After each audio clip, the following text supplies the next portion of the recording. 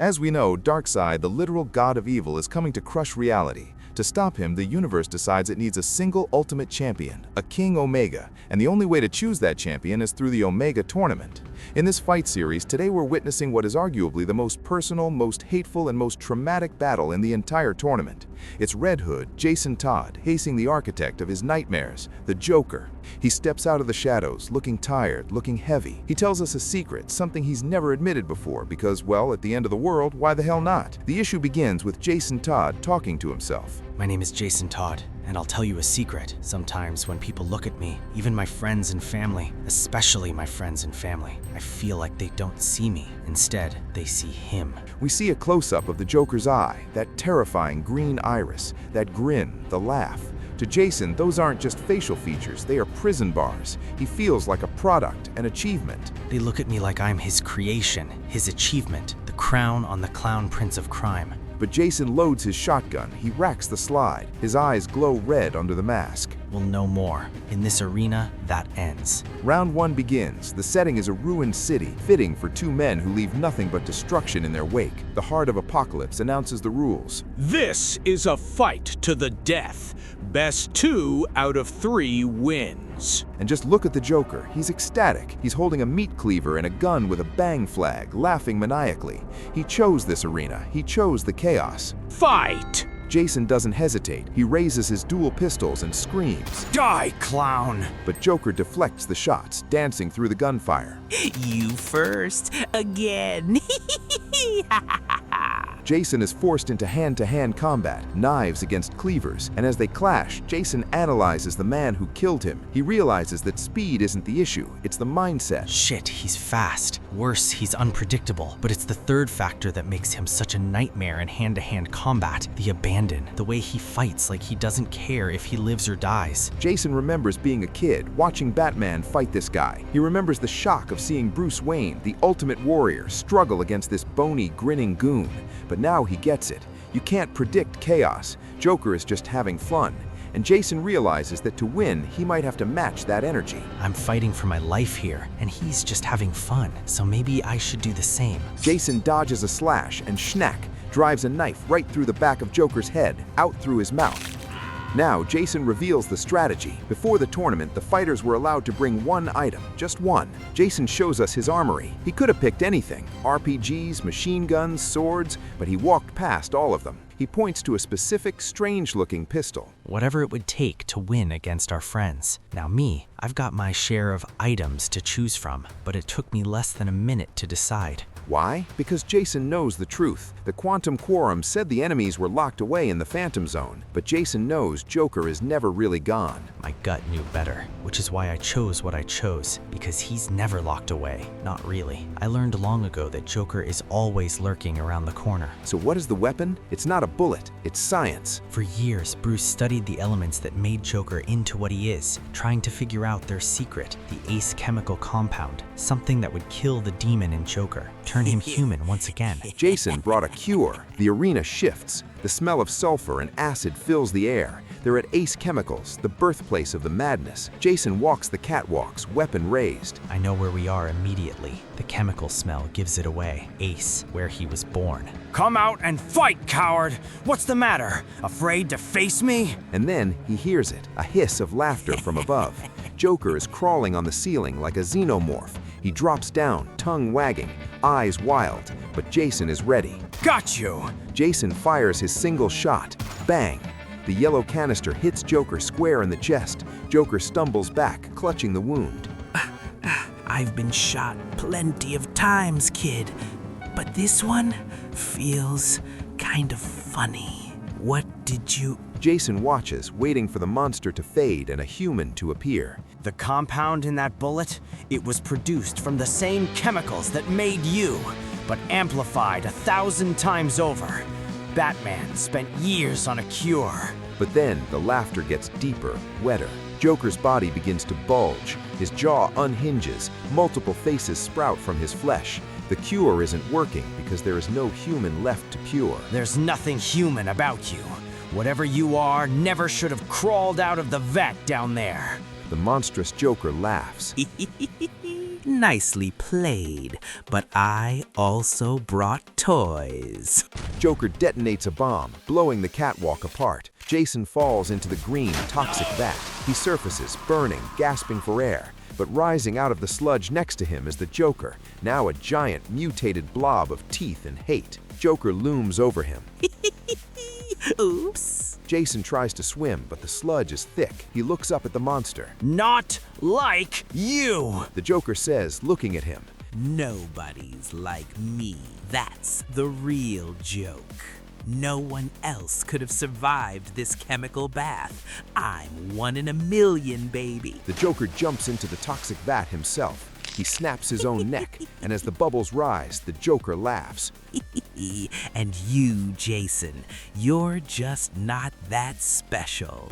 K.O. Round 1 goes to the Joker. Round 2 begins. Jason is resurrected by the heart. The voice booms. Choose your forms. Jason is reeling. He lost. He died. Again. He thinks. Barely time to think. What form? There's another person who defined me, and that's Batman. Some people will only ever see Robin. Joker steps forward, holding a crowbar. He grins. So predictable, little bird. I figured why not take a stroll down memory lane together? He chooses the arena, and suddenly they're in a warehouse. The warehouse, the place where Jason died the first time. The countdown timer is on the wall. 0:30. This timer is set in the bomb. Joker taps the crowbar against his hand. I took it easy on you last time, boy blunder. This time, I won't be so nice. Jason looks at his hands. He's wearing the pixie boots, the yellow cape. He is Robin again, and he realizes the heart wants this. It must want to watch this rematch too, so let's do this. The fight is fast. Jason leaps into action. It's strange to be this young again. I forgot how angry I was then, full of fury. He dodges a gunshot and slams his legs into Joker, driving him into a pile of crates. Jason feels the adrenaline. Heart pounding in my ears, adrenaline like liquid fire. But tragedy strikes. Joker swings the crowbar. Jason hits the ground. Joker stands over him, swinging again and again. Jason's internal monologue breaks. No, not again. This can't happen. This can't be how I lose. Joker laughs, blood spraying.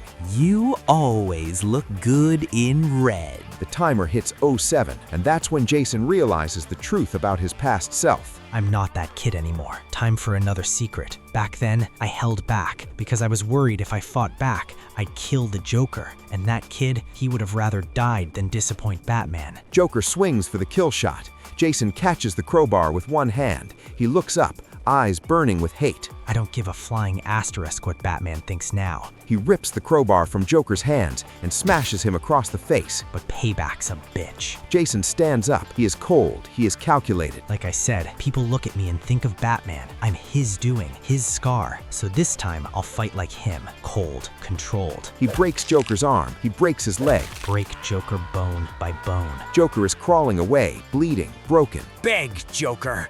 Beg! He looks up at Robin. Please, kid. Joker pulls a hidden pistol. Die! But Jason jumps over the bullet. The shot hits the bomb detonator. Jason leaves him there. The warehouse explodes. When the smoke clears, Robin walks out, carrying the Joker's broken body. It's the reverse of the famous Death in the Family cover. K.O. Jason drops him in the dust. Round 2 to Red Hood.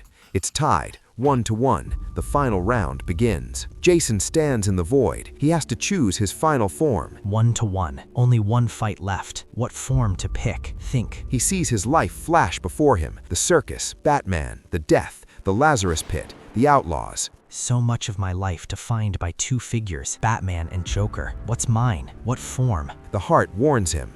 You must choose, or I will choose for you, Red Hood. And that's when it clicks. Jason remembers the origin of the name. Red Hood, and then I remember. We see flashbacks to the streets of Gotham. My name. Sure, Joker was Red Hood once, but there were so many others. There were older gangs that used the name, because the Red Hood has always been a Gotham phrase, slang in the bad parts of town where kids like me grew up. The Red Hood did it, not me. Blame it on the Red Hood.